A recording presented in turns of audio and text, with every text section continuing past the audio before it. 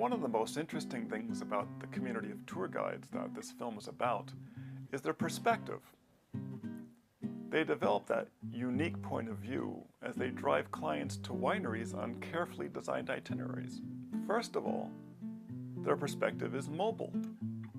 They experience wine country as a panorama passing by behind their windshields.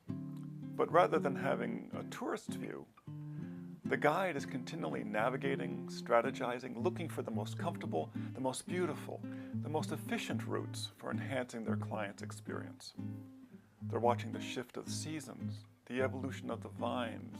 They're looking for changes in ownership in wineries and vineyards. And of course, they're always keeping up with what's going on inside the tasting rooms. Every day, guides find themselves in different parts of the region. Maybe today, the winery's down an unmarked drive, tucked away in a canyon, lined with vineyards and olive trees.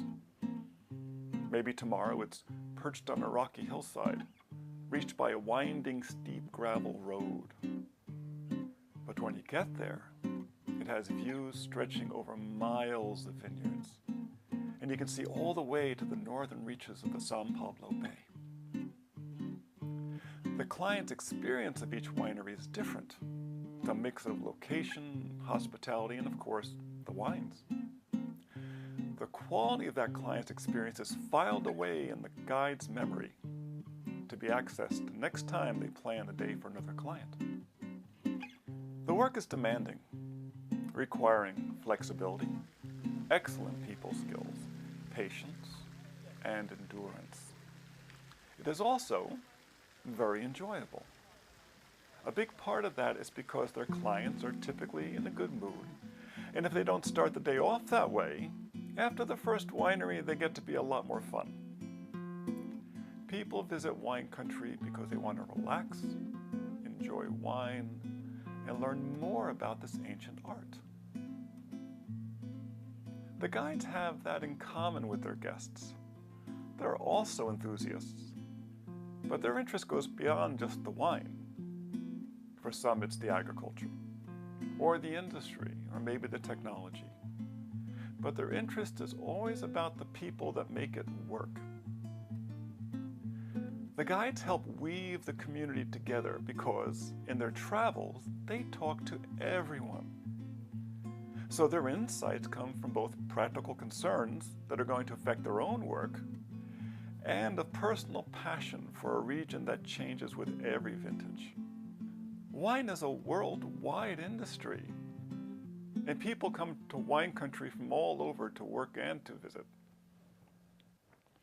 A remarkable number of visitors return, so guides develop ongoing relationships with both locals and travelers. And that's part of the appeal of the work, because guides like people, they celebrate diversity. They live for variety and they love to learn. The region has the world's greatest concentration of wine educators.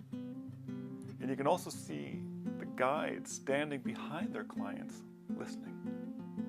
That's a pretty powerful resource for the guides, since storytelling is one of their most valued skills. A visitor's view of wine country is necessarily different from a guide's, because a visitor is seeing the beauty of the place through an alcohol haze. The guides are being paid not to drink.